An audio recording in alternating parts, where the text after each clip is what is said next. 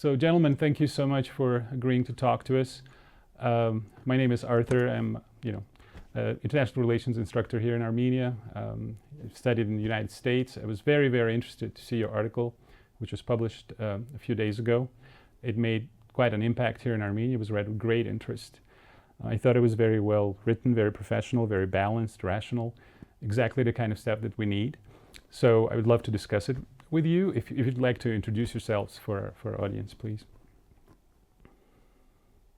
Sure. Yeah, just quick introductions. My name is Joe Haberman. I'm a policy analyst at RAND. I've been interested in Russia and its neighborhood for my entire professional career, and have been closely following developments in Armenia for much of that time, and have been following with keen interest developments, especially since the September 2023 incursion into Nagorno-Karabakh. But I'll let Paul introduce himself as well. Great, thank you. Thank you very much. Yeah, no, I'm Paul Kamari. I'm a policy analyst as well at the RAND Corporation since last year, and I've been working specifically on issues related to NATO and its engagement with European neighbors since my entire professional life as well. And I've been following as well the events happening in the South Caucasus for a while, and I think that this is an issue where we have a lot of common interests with Joe, where we can both chime in with our own specializations and our own backgrounds to bring in an analysis that combines both of our specializations. Well, thank you. You're exactly the kind of people we need to talk to. As you know, we've had quite a lively few years, shall we say. A lot of things have changed in our region. A lot of things are changing in the world, not necessarily in a good way. It's we've seen rather unprecedented, instability in Eastern Europe, in the Middle East, in the Caucasus. Great power relationships are not great either. So in these conditions, where do you see this region going? I mean, we've had a recent visit by Mr. Stoltenberg from NATO.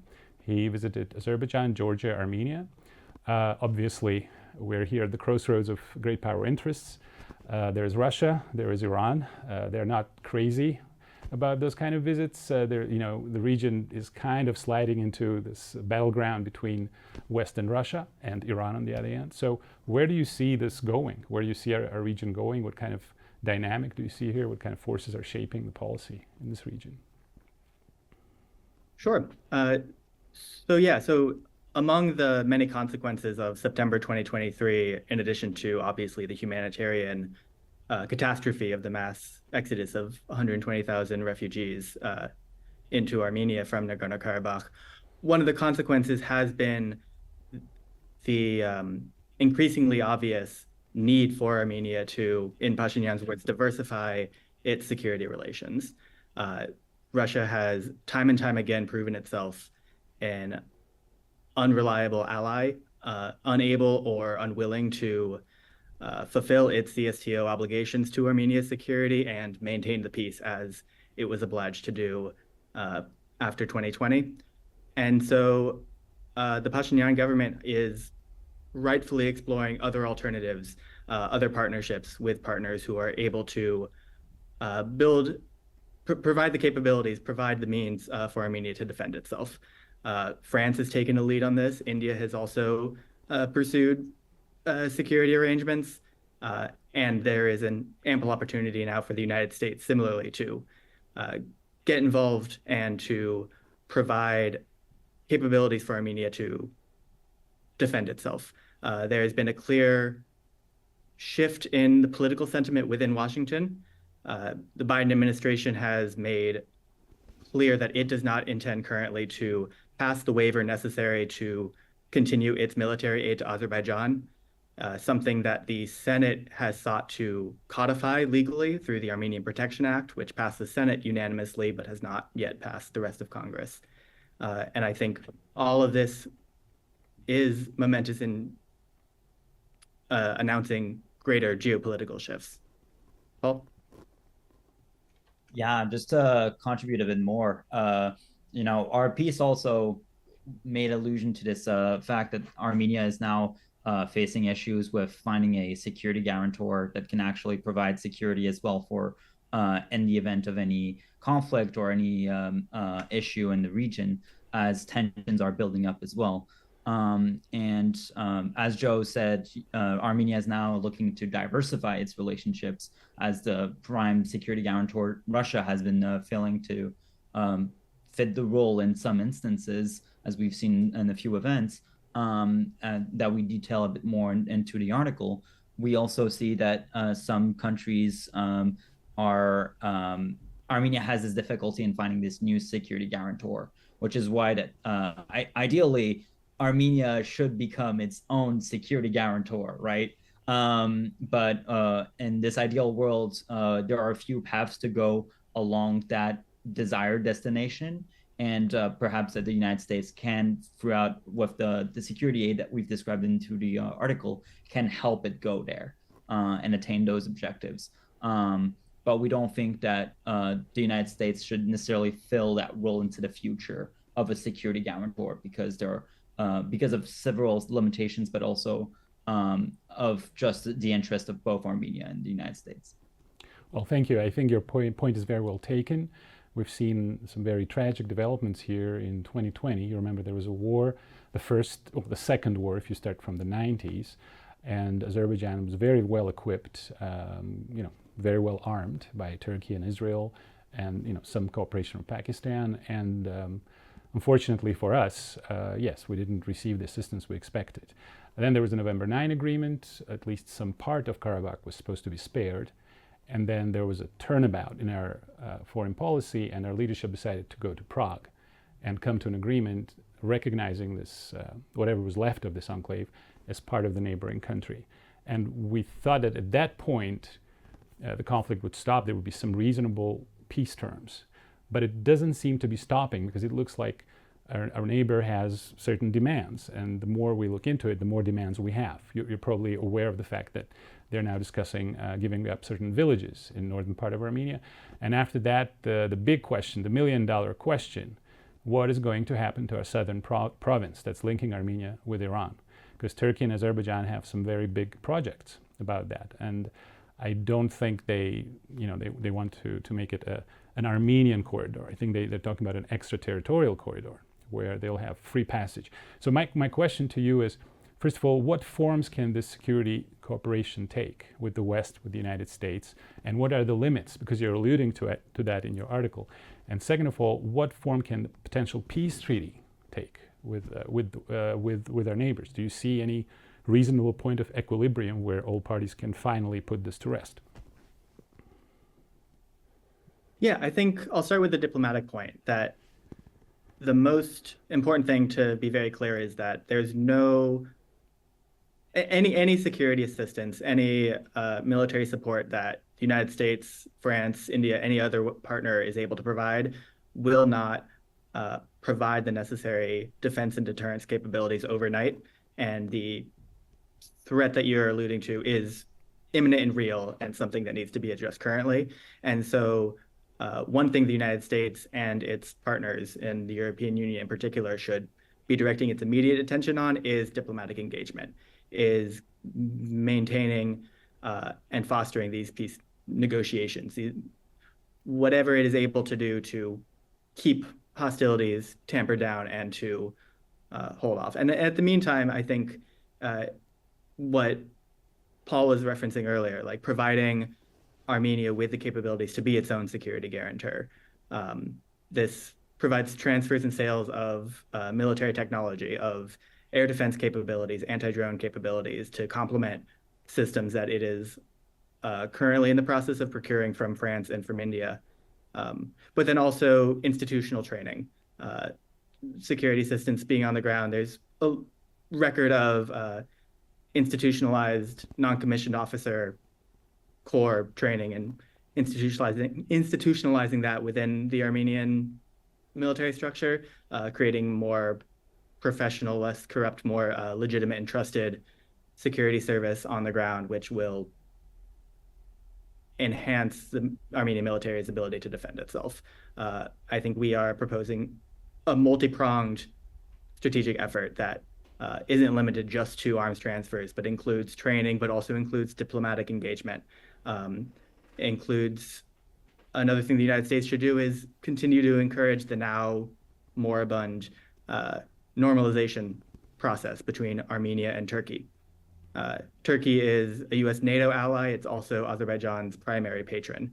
And so normalizing relations there, a heavy task that the United States cannot unilaterally dictate, but it can encourage and it can provide technical training. That could go a long way, we think, in helping lower the temperature in the region and encouraging a more,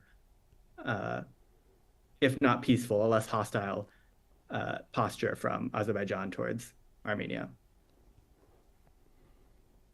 Right. And to chime in as well, I think that article mentions the fact that there is a deterrence point of view as well for Armenia. In order to satisfy those any peace agreement in the long term, it'll have to have credible military assets that is able to guarantee a sort of Armenian response to any aggression. And we make reference to a few systems that are capable of penetrating armor that Azerbaijan has in quantity, but Armenia lacks. Some of the offensives we've seen of Azerbaijan in the region have suggested that they do a lot of attacks relying on drones, as well as like those lightning offensives. And as a consequence, we need to have the capabilities that are capable of defending Armenian assets. France has already provided some of those capabilities through the recent defense agreements. And that's why we suggest that perhaps the United States should fill some of those should fill some of those gaps. The only issue is that foreign military sales from the United States take some time, and that's why it makes a diplomatic response, as Joe has mentioned, even more important, because we need to be able to, in the short run, we have the means to guarantee a sort of stability into the region. That military equipment will come in later afterwards. I think your point is very well taken. It is important to diversify Armenia's security commitments, and there are some armaments coming from France, although they had trouble getting into Armenia because, you know, we're a landlocked country. You know, that kind of irks our neighbors to the south and north. It is a kind of a delicate process. But as you point out in your article, at this point, they're probably not sufficient to create a deterrent for Azerbaijan. Do you think that at any point it might be possible to provide sufficient equipment, military equipment to Armenia to be able to deter our neighbors, considering that, you know, there's a huge disparity, huge disproportion in our military potentials? You know, the military capabilities of Turkey.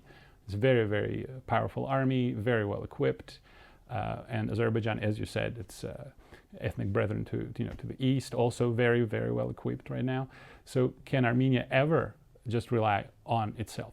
And importantly, do you think that there is any chance of having credible security guarantees from the West, from Europe, from NATO, from the United States, or in a security alliance? I mean, you're kind of answering that question in your article, but if possible, I'd like to explore it in more depth.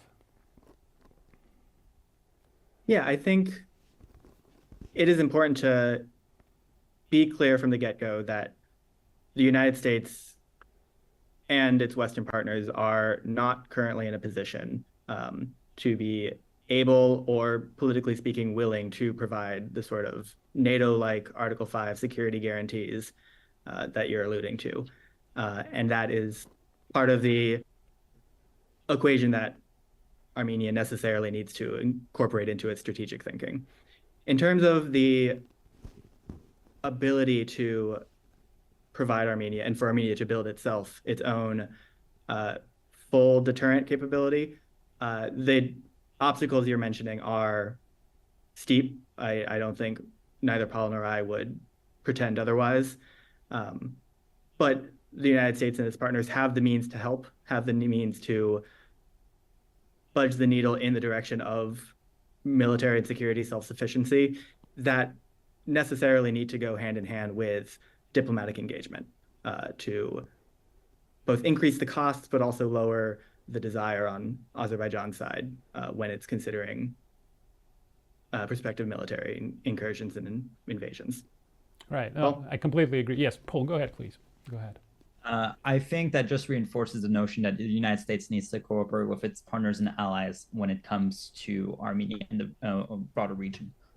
We have France that is engaged a lot in Armenia, but even the European Union is now considering having more and more engagement with Armenia. We've just seen earlier an agreement that was that allowed the EU to kind of like expand that sort of border mechanism partnership with Armenia. And I think that our article mentions a bit that role that US allies have taken in the region, and that perhaps it needs to have this broader engagement to continue to help. It won't individually, we will never be able, as the United States, we will never be able to provide the security that Armenia needs. But with the right strategy of diversifying partners, of able to basically being able to have multiple people come to help Armenia in different ways, whether it's the European Union with its border mechanism, or whether it's the United States with security assistance in France as well, we can actually arrive to the conclusion that Armenia can actually be stronger without having to rely on a single partner. Right, right. No, I completely agree. I think the main tool would probably be diplomatic pressure or diplomatic engagement of all the countries of the region. I don't think a security alliance is in the cards, or Article 5 type security guarantees are in the cards, nor is it realistic to expect that to happen, given the importance of Turkey and Azerbaijan. The problem with diversifying, and I don't need to tell you this, you know this, is that in our region we are in a very, very polarized kind of an environment where we have our neighbor to the north that is not happy with us trying to change our foreign vector, so to speak. We have our neighbor to the south that is also watching very carefully and from time to time making it very clear that they don't like it when we turn to Europe, when we turn to the United States. They didn't like the presence of the European observers. So we're kind of, as they say in America, between a rock and a hard place. So we're walking on very, very thin ice. Do you think that there is any potential of Southern Caucasus becoming, a little small version of Syria or Palestine or some other region where these interests clash? Do you think that there's a potential of that happening, given what's happening between the West and Russia? I would certainly agree that the stakes are high, and that peace is imperative, because a scenario like what you're describing would only come at the detriment of both liberal values, humanitarian values, and the national interests of everyone involved. And so it absolutely ought to be the utmost imperative of regional players and international partners to avoid that. I think the challenge is steep, and the Caucasus deserve to be more front and center in the conversations being had in Washington, in Brussels, in Paris, in Moscow, to ensure that that doesn't happen. I think the risks are real, but concerted diplomatic engagement, diplomatic negotiations, in addition to the security means to deter further incursions, are the best we can do at this point. But it's an imperfect solution to a real challenge.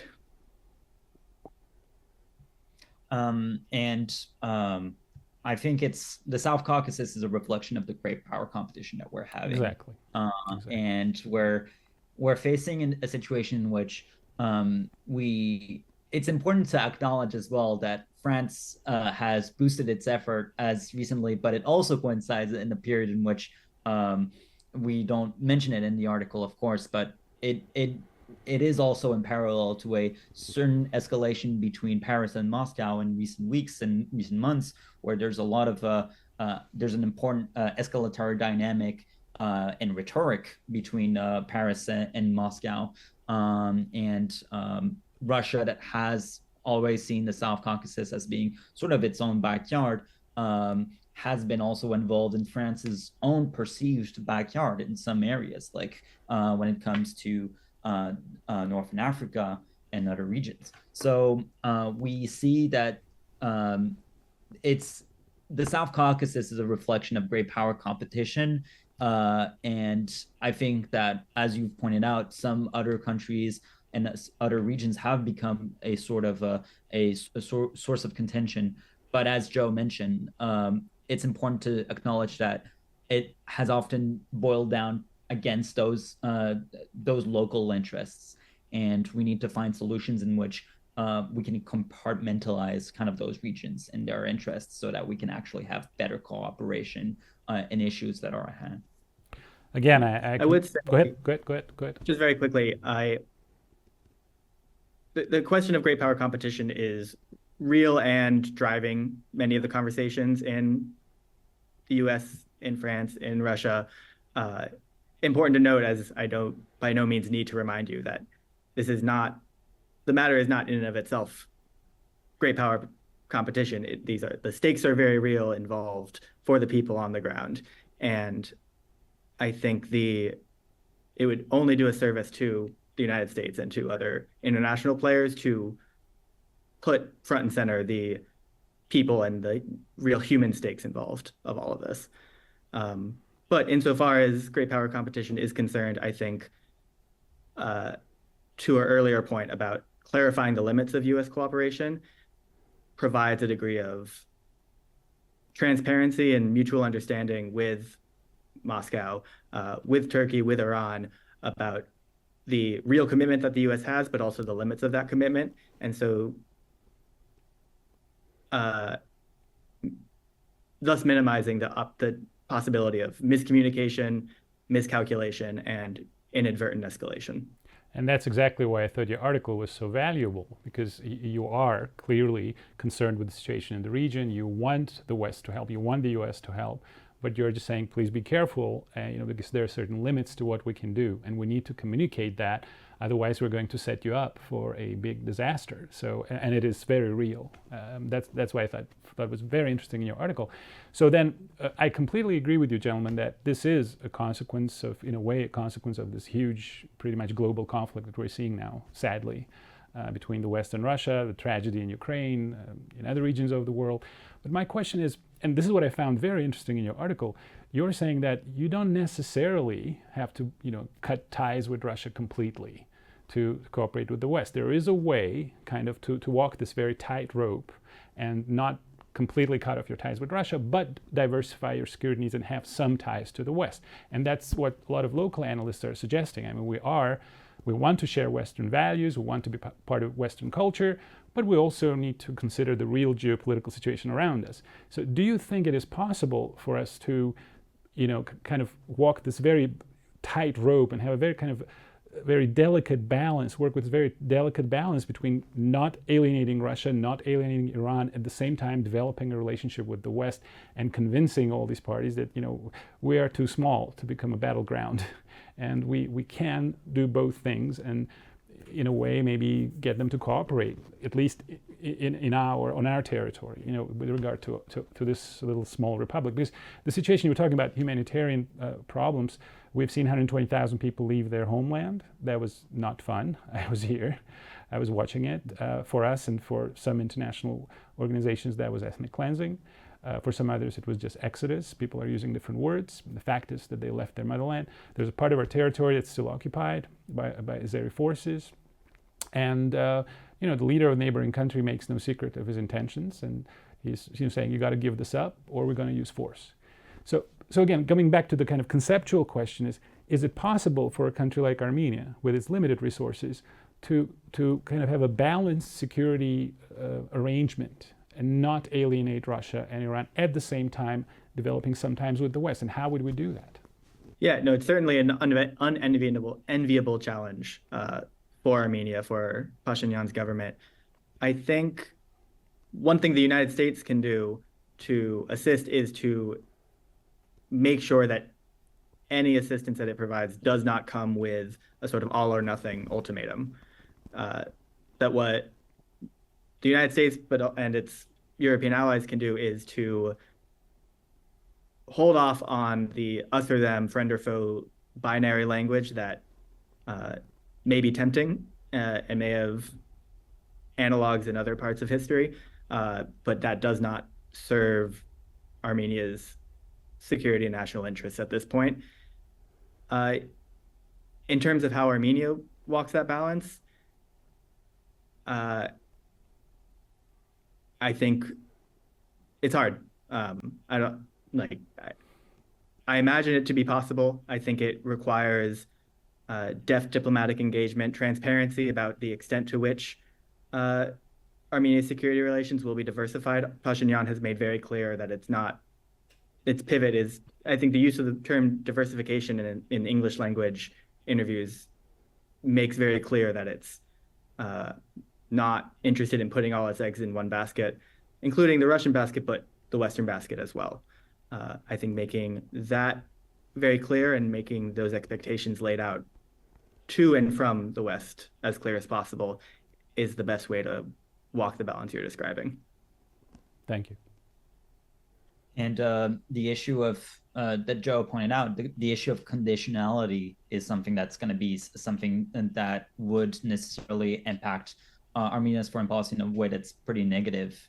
We see that with France decided to still give Armenia some security assistance despite Armenia's membership to CSDO.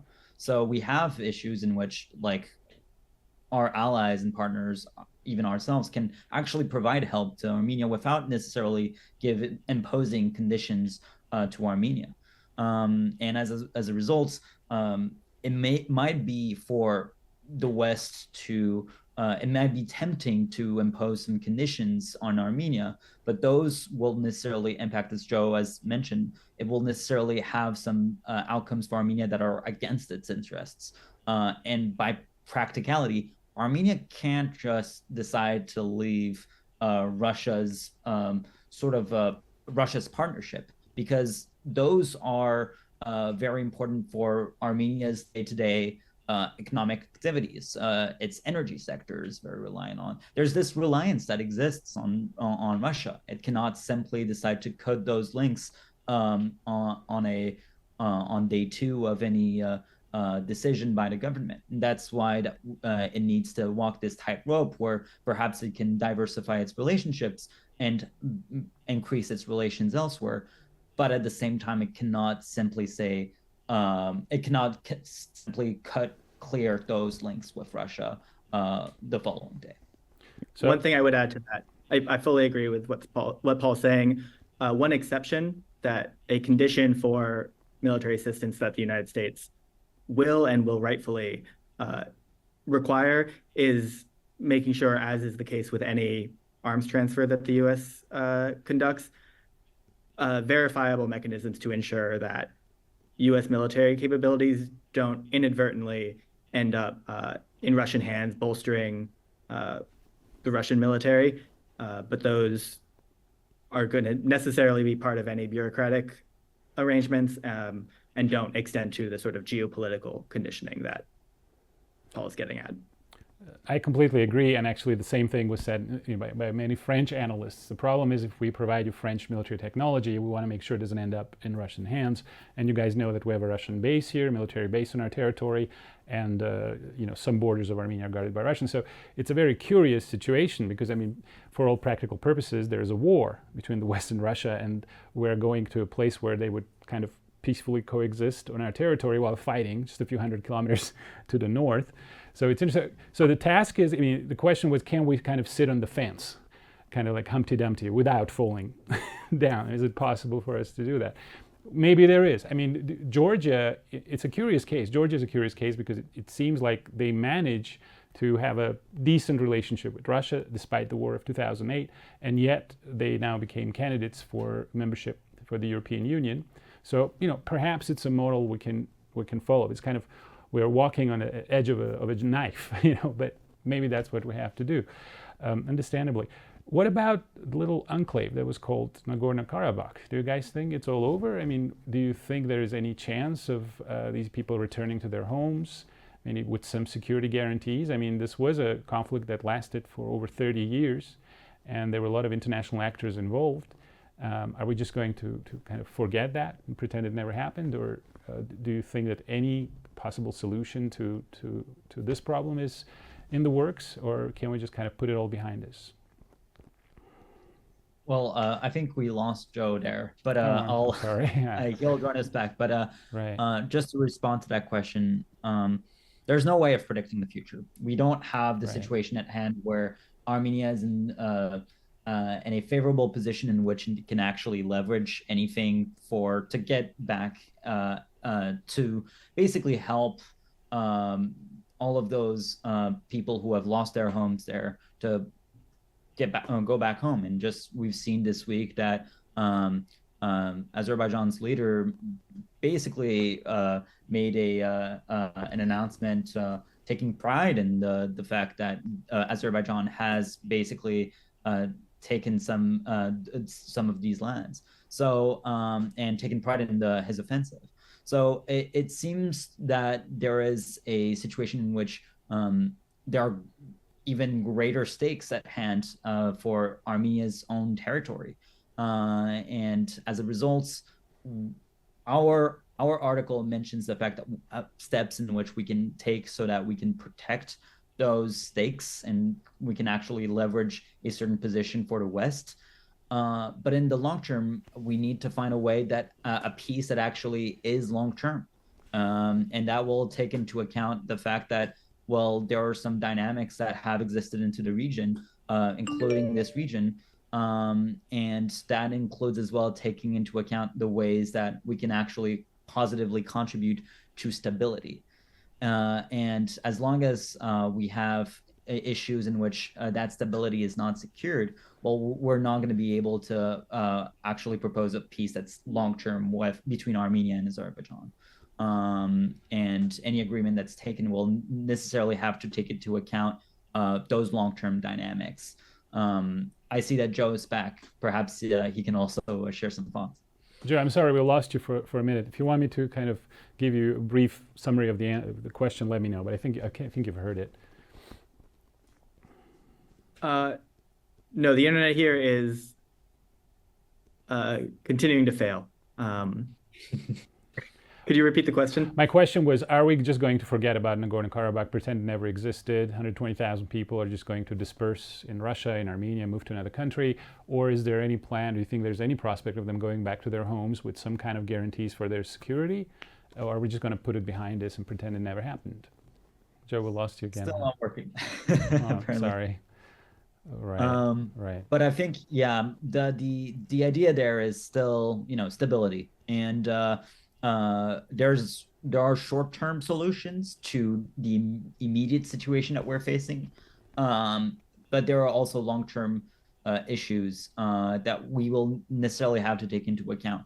There's no specific strategy that is possible, specifically with a Western role in it on claiming back those homes that have been lost. But there is perhaps a path in which we can make sure that the Armenian position as we know it remains strong, and that's where what we mentioned in our article. And I think that we can be fortune tellers, unfortunately, when it comes to Nagorno-Karabakh. I understand. How does the U.S. Foreign policy elite, if you use that term, see American interests in our region? Who are the main players, the main partners? How does the U.S. see its role in the region and its interest?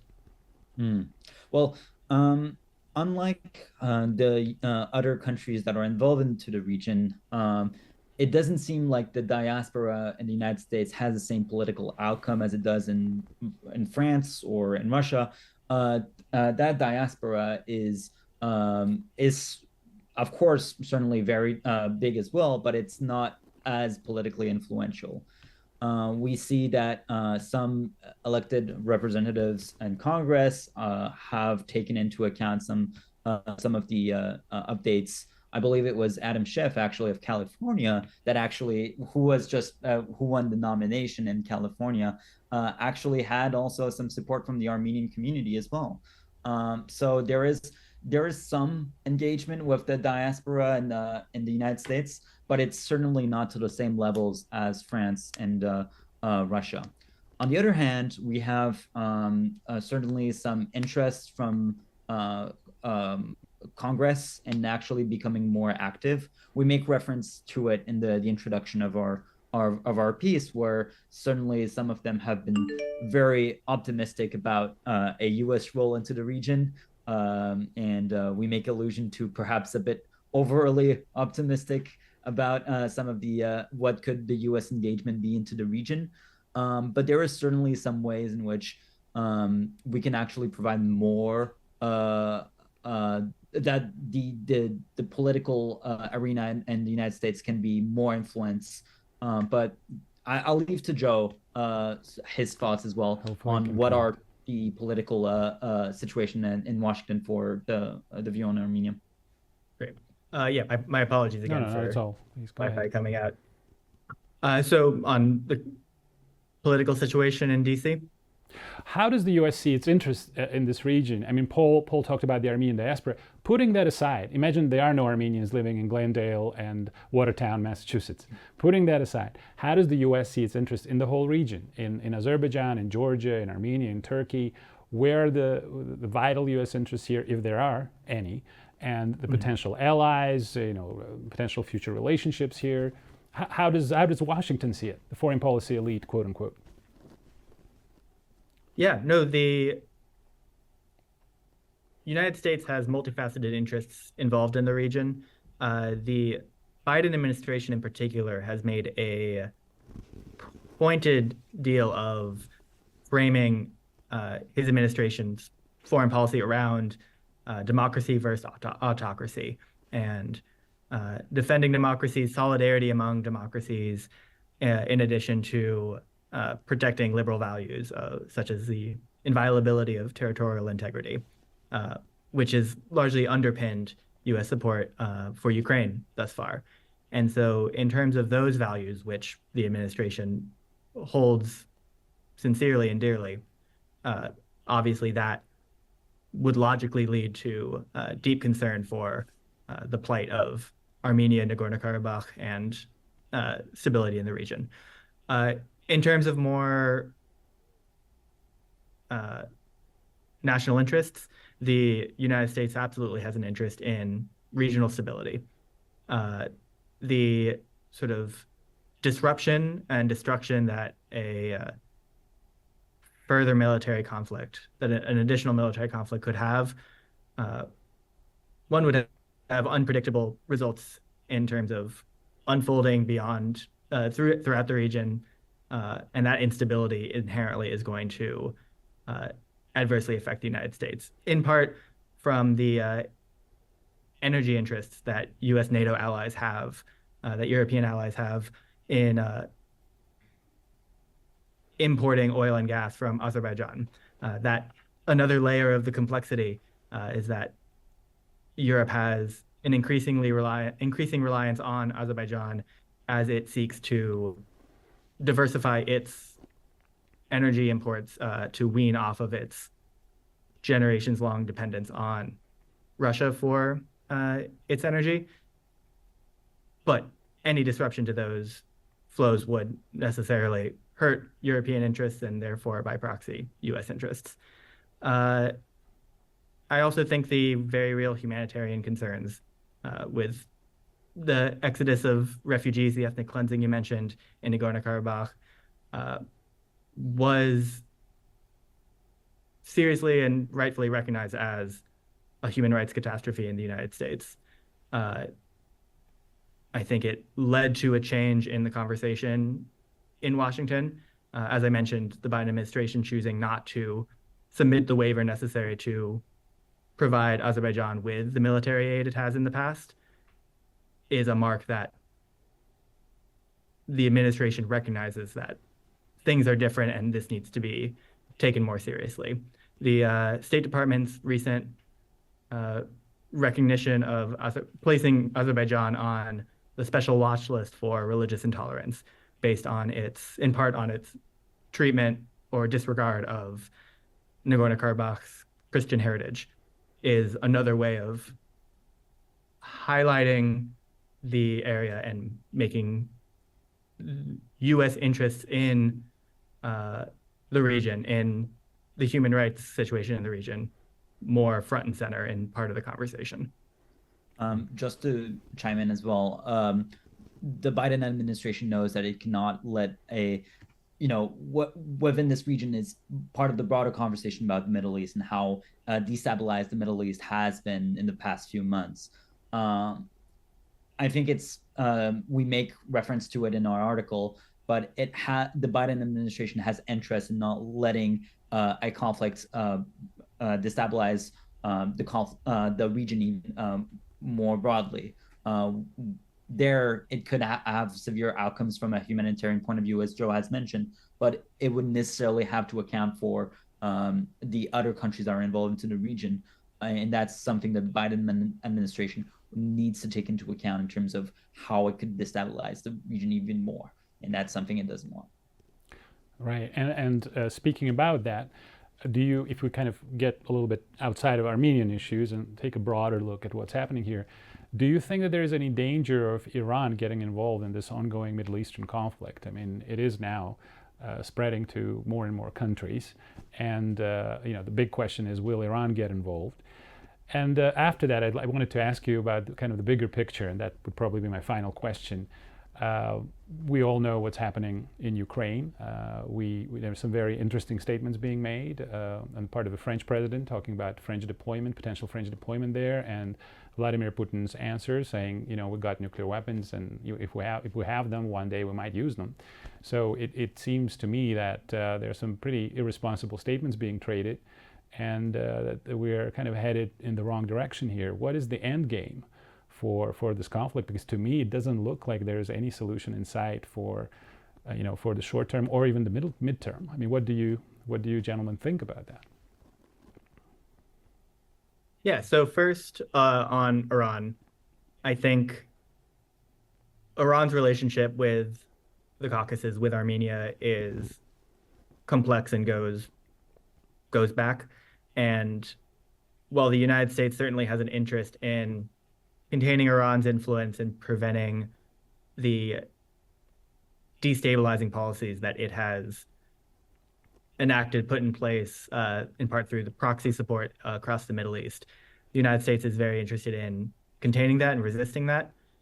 I would be wary of the United States, to our earlier point of the ultimatum, treating U.S. support for Armenia as a binary.